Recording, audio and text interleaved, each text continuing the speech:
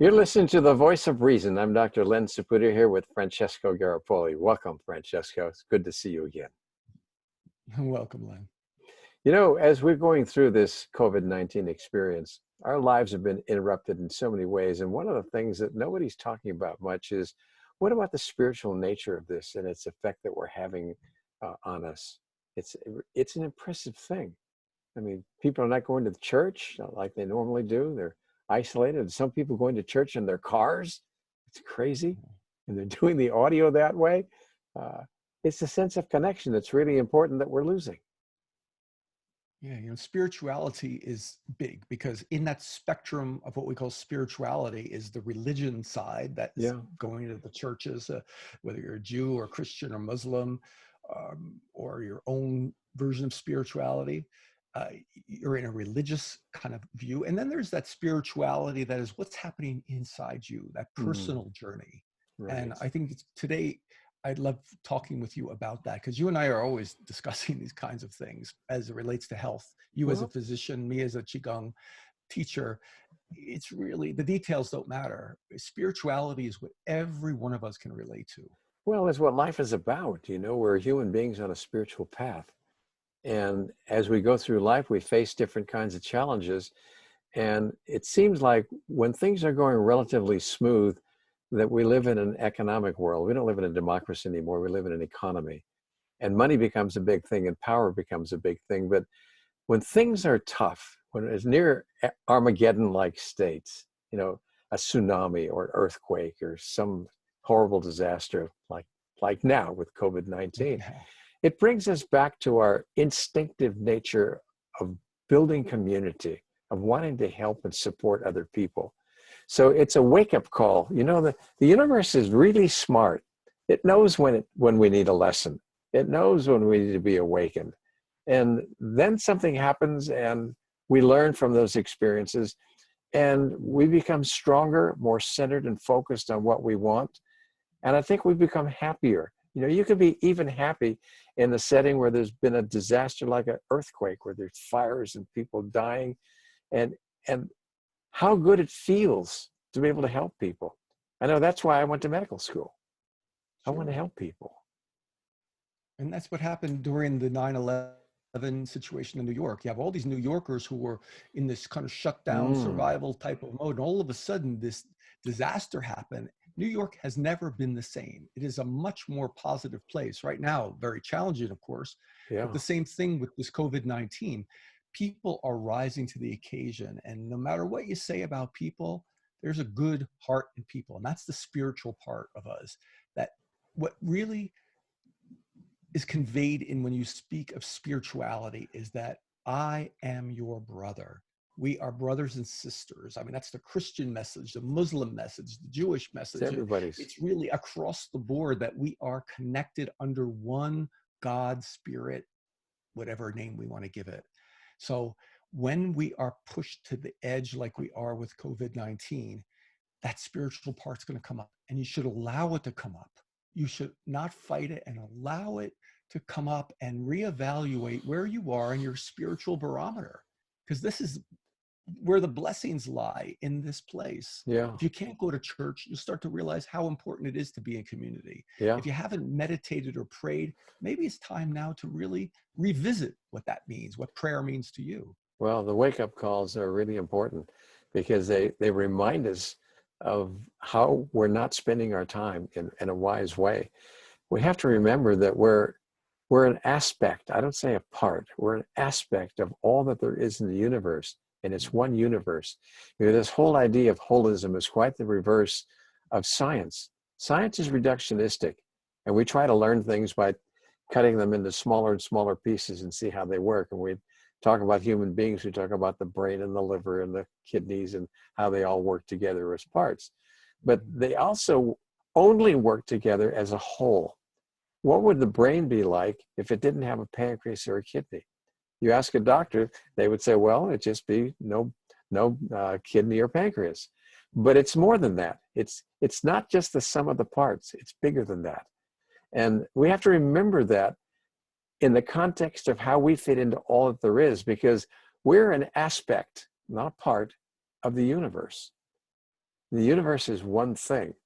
And the holism that comforting sacred space that we connect to, whether through religion or just through our personal experience with the connection of all that there is and Mother Nature, is just priceless.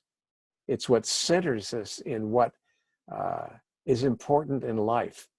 And it reminds me, as I get into that space, that my intuition is so important, because it's through my intuition that I'm given all the things I'm saying right now that I haven't planned out. We didn't plan this presentation at all. We just said, let's talk about spirituality.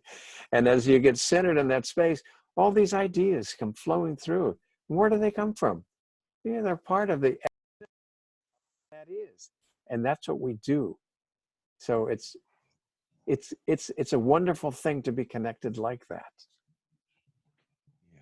And this is the difference between just surviving and thriving. That's It's the well difference said. between just battling you through your life every day for the money, for the things you think you're supposed to be doing, versus really being a human. So in health, it means holistic medicine, understanding your connection. For as an individual, it means being connected to a bigger picture than just you surviving in this little kind of channel and wondering why you feel frustrated. Yeah, it's a very narrow perspective that isn't productive at all. It's separating. When you think of yourself as I, me, my, and mine, rather than it's about us. We're in this together. And it's not just us, it's every living thing, it's every molecule. And every single thought you have, if you think you're not powerful, you're mistaken. It affects every molecule in the cosmos, in my opinion. I think that's Exactly. how it works. And that information is stored and it's shared when the time is right. And through our intuition, we have access to those things. It's not like we're innately brilliant. I mean, we're getting a lot of support from the universe to be able to function in a way that's smart, that's loving. It's love that runs the universe. And at a time like this, when we've got COVID-19 out there and we're under all this stress, we can still enter that sacred space anytime we want, if we will focus on that. That's what meditation is supposed to encourage and help us to experience. And that's just a beautiful place to be. For me, it's peaceful. There's nothing to do. It's about being in the moment and feeling the experience of what's unfolding and knowing that what is unfolding is affecting everything. You're like one grain of sand on the beaches of the cosmos, but the cosmos can't be whole without every single grain of sand that exists. If it's missing one piece of that, it's not whole anymore. It's an interesting concept that keeps me going and keeps me excited about my life and about how it's affecting other people and how I can be respectful and open to what other people are thinking. It's a loving space. And it's not to be underestimated. Oh, You know, it's so easy to underestimate your influence in the world. We're so trained to think that it's about us and what we have to be and what we see and what we can touch and what's tangible and what's measurable is a great way to keep people in control. But when you trust your influence goes far beyond what you can see or even think about, it should give you pause to say, times like this are real blessings.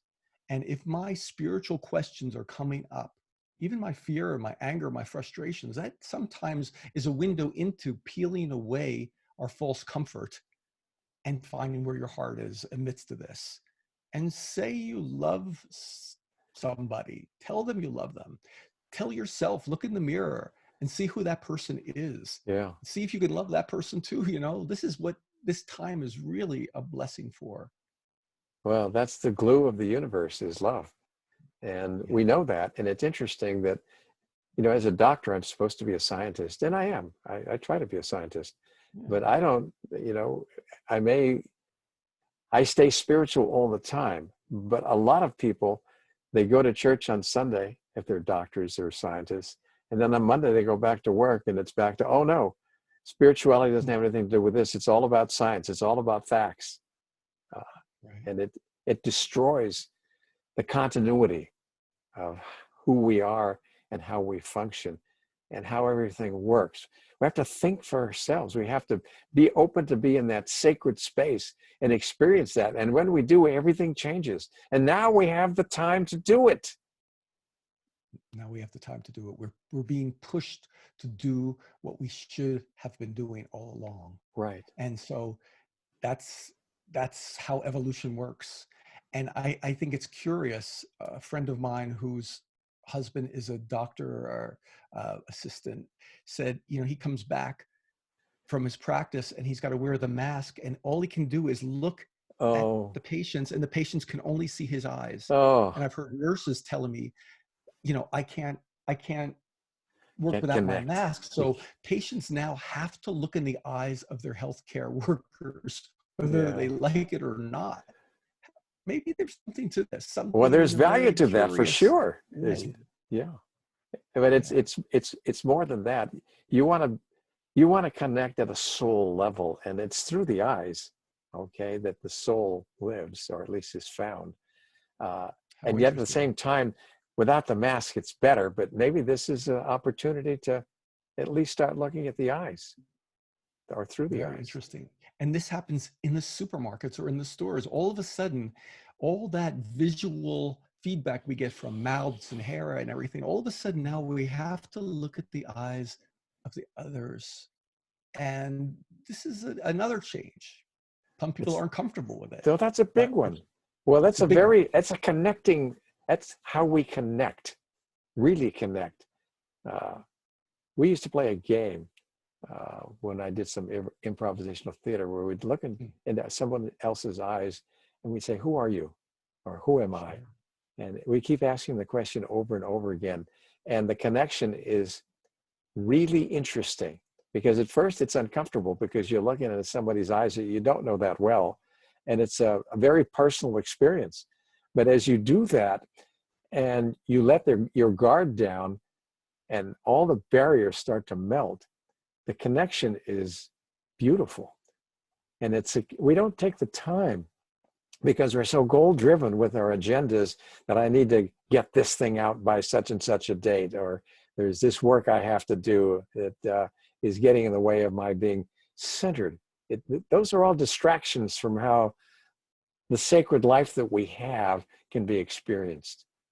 It's a beautiful thing. Here's the opportunity. Hmm. Well, It's so true. there's It the really voice is. of reason for today. Thank you for joining us. I mean, this is wonderful stuff. And we'll Yeah. see you again next week. Take care. Mm, thanks.